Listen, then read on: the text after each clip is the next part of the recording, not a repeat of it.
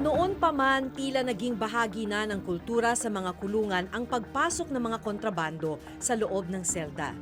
Nagagamit pa nga ang mga ito ng mga gang na nasasangkot sa mga riot o krimen. Para coping mechanism for self-defense, gumagawa po sila ng mga ganitong armas.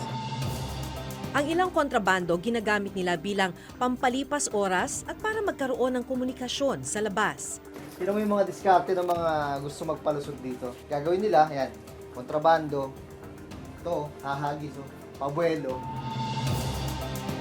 Pero ang mas malala, may mga kontrabandong naipapasok para maipagpatuloy nila ang kanilang mga bisyo gaya ng sigarilyo at ng ipinagbabawal na gamot.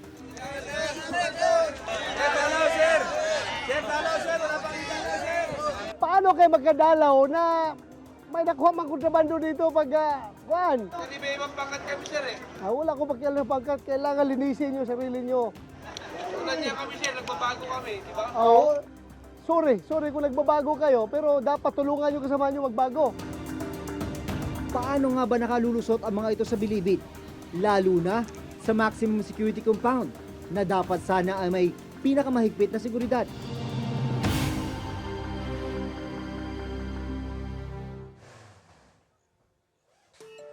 Nito lamang nakaraang linggo, nagsagawa ng Oplan Galugad ang mga opisyal ng bilibid. So bali itong mga cellphones na mga na-recover dyan inside sa maximum security compound, maaaring may nagamit silang mga dalaw na nakapagpasok na ito. So ito naman pong mga improvised deadly weapons na to, kung may kita po ninyo, meron pong hindi naman siya pointed. So usually ginagamit po nila sa pagluto, paghiwa ng sibuyas, kamatis. Pero once na yung improvised deadly weapons is matulis, pointed. So ito po yung minsan nagagamit sa pag nagkakaroon ng konting violence sa loob. Kabilang sa mga nakumpiska ang mga cellphone, mga DVD players, mga sigarilyo, at iba't ibang uri ng patalim. Ang ilan improvised o ginawa mismo sa loob ng selda. Ito po yung mga bed banks po nila. Ito po ganitong bagay, hindi naman po ito in-smuggle para makapasok. Sa loob Dati na na lang? po itong nasa loob. Okay. Ito po yung mga tarima o higaan nila na tinatawag. Tsaka po yung mga flat bar na ginagamit sa mga sa mga bintana. So napaka-innovative po ng mga inmate dahil 24 hours andyan lang naman sila, walang ginagawa. Naisip po lagi para coping mechanism for self-defense. Gumagawa po sila ng mga ganitong armas para magamit nila. Ito sa kutsara, oh. Katulad po na ito, kutsara. Yan, kutsara. Ito naman po, kung mapapansin po nyo, naka-curve. So ginagamit po yan para pang Masunog sa drug shabu. paraphernalia. Oo. Doon sa mga selda sa loob, diba, patong-patong yun. So parang may mga hagdanan. Ito, pero bahagi lang ito ng hagdanan sa loob ng selda. Pero sa likod. Ang nakuha daw dyan, mga cellphone. Bawal na bawal dito yun sa loob. Ang mga nakumpiskang droga, itinurn over naman daw sa Philippine Drug Enforcement Agency o PDEA. Pero paano nga ba nakalulusot ang mga ito sa bilibid? Lalo na sa maximum security compound.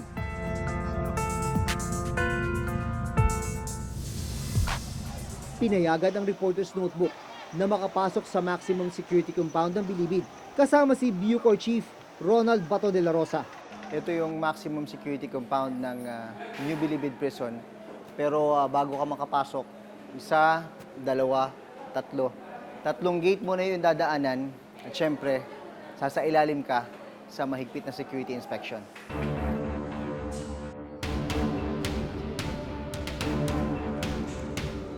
Dumiretso kami sa Building 8 o ang dating Sputnik Gang Compound na tinatawag ngayong Barangay Mapagmahal. Papunta kami ngayon dun sa Building 8. Yun daw yung pinaka-congested na kulungan dito sa loob ng maximum security compound.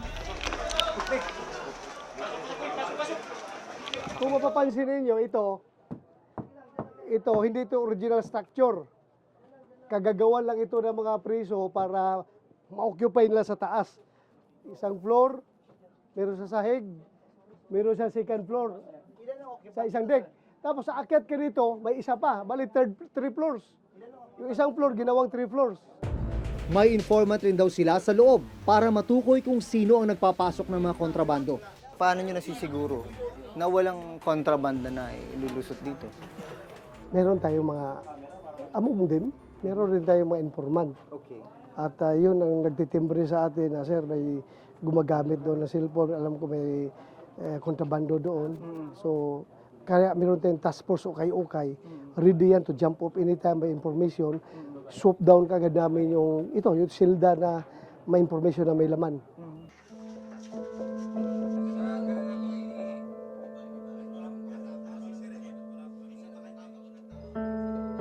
Gano'ng kalala yung problema ng congestion dito sa Maximum?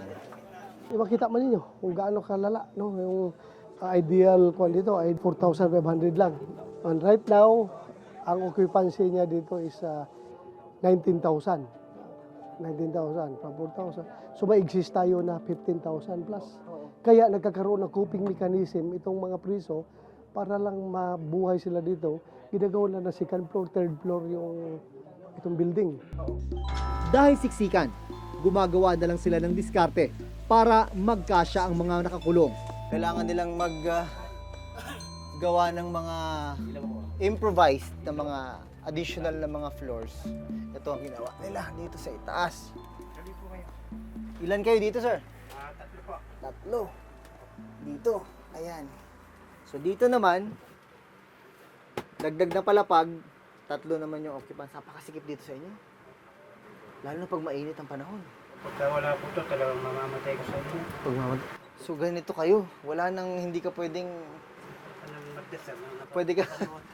Pwede ba umupo? Kagaya niyan. At Parasal kaya, pwede ka lumuhod. yan. Pag bumangon ka, kailangan medyo maingat. Nakaganyan po. Okay. Kasi untog abutin mo. Baba ka na ng ganun. Kailangan palagi na nakatapat. Balasardi na sila pagsapit ng gabi. Sa gabi, ganito yung kanilang pwesto. Ang usapan, hindi pwedeng matulog ng nakatihaya. Dapat nakatagilid. Paano pag may mag-CCR? Di hakbang-hakbang. Habang papalabas kami sa maximum security compound, biglang sumigaw ang ilang preso.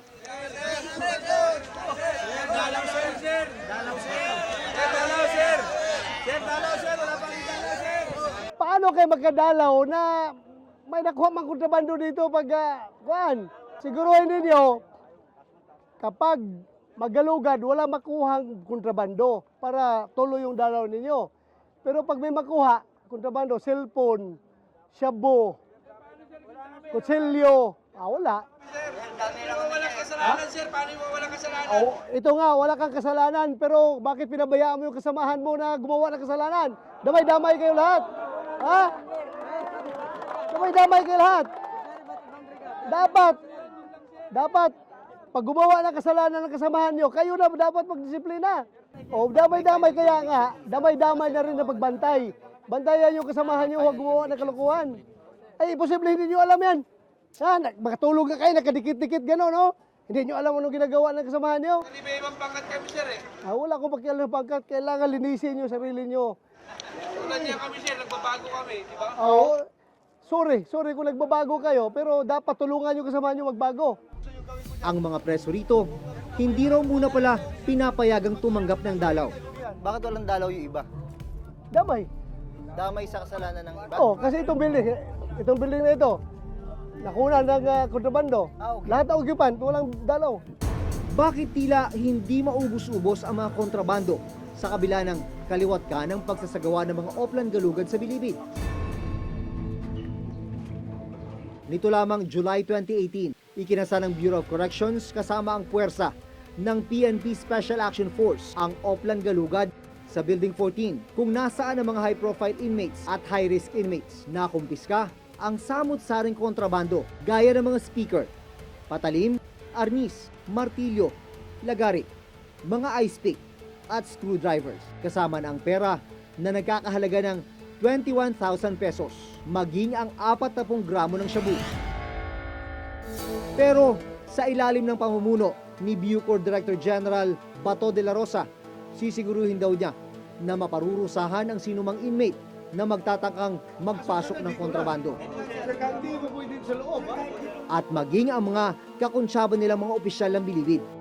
Kasi kung may makuha pang kontrabando, hindi ko lang alam kung saan kayo dalhin.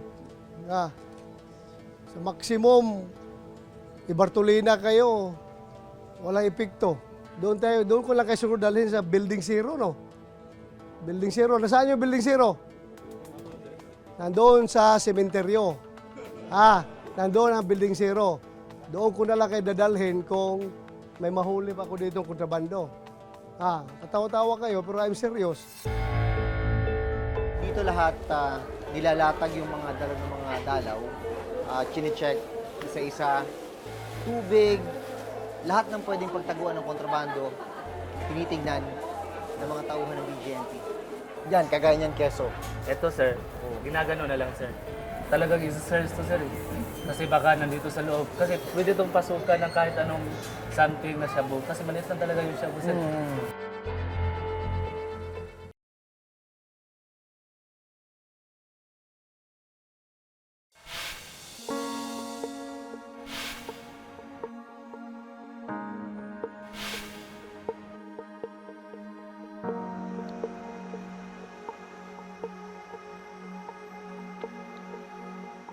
Ito yung Cebu City Jail. Pangalawa sa pinaka-congested na kulungan sa ilalim ng Bureau of Jail Management and Penology.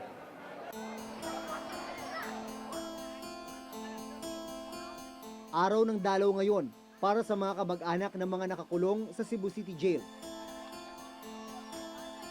Bit-bit nila, pagkain at iba't ibang gamit.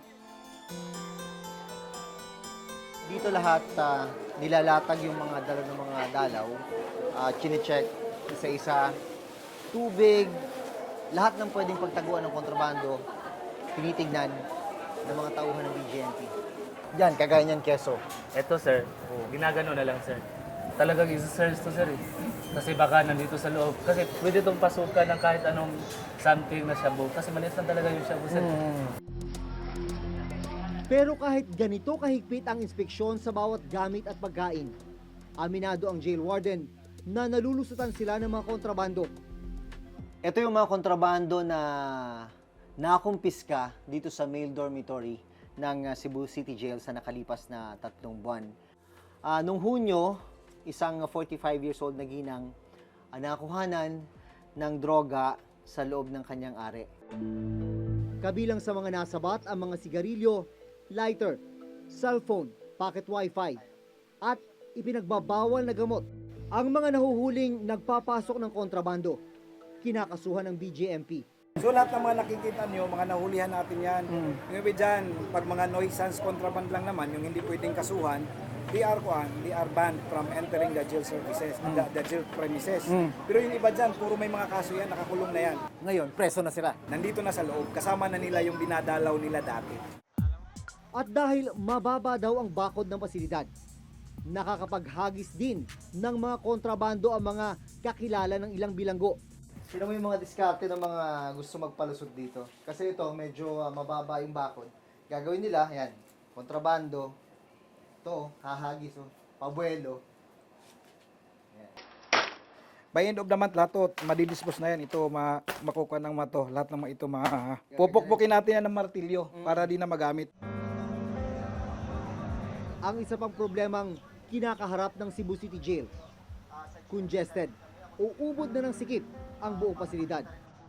Itong Cebu City Jail, ang population nito ngayon nasa 5,200 na mga inmates. Pero itong kulungan talaga, dapat lang nasa 1,750 lang ang kapasidad. Ang seldang ito, dapat sana ay may 35 na nakakulong o kung tawagin ay Persons Deprived of Liberty o PDL. Pero naglalaman ito ngayon ng 75 na PDL. Kung sinasabi natin masikip yung sardinas, kung may mas masikip pa sa sardinas, Ito yun. ito yun. Kunwari ikaw, si CR ka, saan ka mapupunta? Saan? Paano mo? May maaapakan talaga. At dahil sobra-sobra na ang laman ng kulungan, kailangan ding mapagkasya ang pondo para sa pagkain. Ito yung kitchen ng kulungan dito hinahanda yung pagkain ng mga inmates. Ang kanilang budget, 60 pesos kada inmate, tatlong meals na yon. So, lumalabas 20 pesos kada meal. Ganyan, daming kanin ang kailangang i-prepare. Mantakin mo naman dahil na ang inmates dito nasa mahigit 5,000. Sa loob ng Cebu City Jail, nakilala ko ang isang inmate na itatago namin sa pangalang Mang Ben, 68 taong gulang. Nahuli siya noong September 25, 2016 matapos ang isang drug buy-bust operation. Kasong paglabag sa Comprehensive Dangerous Drugs Act ang isinampa laban kay Mang Ben. 2016 pa siya nahuli, pero nitong August 13, 2018 lang siya unang nakadalo sa hearing ng kanyang kaso. Gaano kahirap ang sitwasyon ninyo na may mga edad na nakakulong sa masikip na kulungan? Huwag yun ka ng sikip, ikalisok tayo, ikalisok. Pero gati kung nakapit arthritis, sigla na tuyot ko, maganayan, sikad, lusot, katulog, wali tulog. Ako, hindi kahiga. Bangon. Wapong kaon, na wako'y dalaw kayo, na kaya nagkaroon trabaho. Sa ngayon, nagpapatayo ng panibagong pasilidad ang Cebu City Jail para masagot ang problema sa jail congestion. This is an 84 million facility na sabi ng engineer, this is on its 45% completion. Baka next year matapos na ito. And ang capacity nito ay kakasya ang 2,500 na inmates. Ayon mismo sa COA, nagiging dahilan ang congestion para manib ang isang bilanggo sa iba't ibang mga gang o pangkat para sa kanilang proteksyon at para magkaroon ng material benefit tulad ng mga kontrabando sa loob. So yung pangkats is a necessary mechanism for them. It's a social group for the inmates, okay? So that they can source out what they need, and because it's a mode of survival, nagkakaroon sila ng protection. Ang ilang mga kontrabando nagagamit daw ng mga inmate tuwing nagkakaroon ng riot o kaguluhan sa loob. Ayon sa COA report, umabot sa 612% ang congestion rate ng mga kulungang hawak ng BJMP. Higit na mas mataas ito sa 512% congestion rate noong 2016. Ang mga kulungan na may kapasidad lang na 20,653 na inmate, ngayon naglalaman na ng 146,302 inmates. Yung buhay sa loob ng kulungan ay hindi na gaanong mapayapa, or kung baga sasabihin ng napakaraming mga NGO and human rights activists, hindi na siya in fact makatao. Instead of us trying to rehabilitate them, or instead of us just trying to make sure na may pagkain doon, may sanitation, may tulugan, wala na kasi may kakulangan.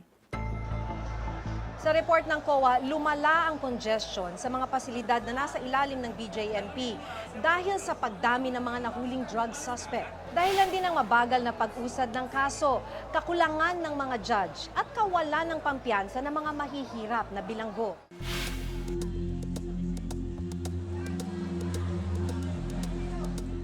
Pinuntahan din namin ang Quezon City Jail, ikatlo sa may pinakamalaking jail population sa bansa na hawak ng BJMP.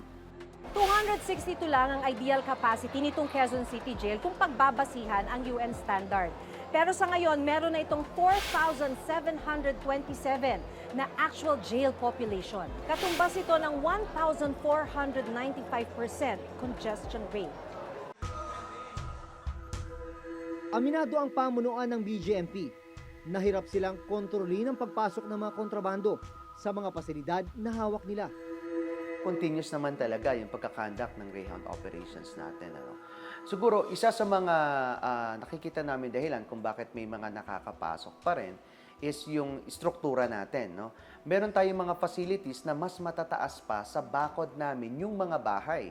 Inihahagis nila papunta dun sa loob yung mga kontrabando.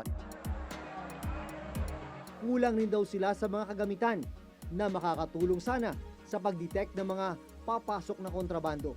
Meron tayo sana mga body scanners para sa mga bisita no, na madaling makikita kung meron silang itinatagong mga illegal substance sa katawan o kaya meron pang ibang mga kontrabando.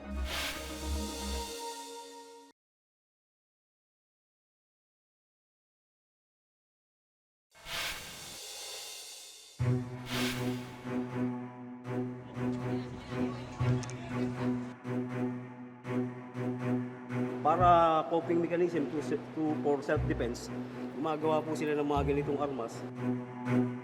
Dahil sa kultura natin na very criminalizing, very punitive, parang it's as if na imbis tulungan natin sila, hinahayaan na natin silang malulong or just completely mawala ng direksyon sa buhay. Sana yung mga jails and prisons natin ay maayos yung kalagayan para rin talagang they really work towards, the positive, full rehabilitation of the PDL. Hanggang sa susunod na Huwebes, ako si Jun Veneracion. Ako si Maki Pulido at ito ang nakatala sa aming Reporter's Reporter's Notebook. Notebook.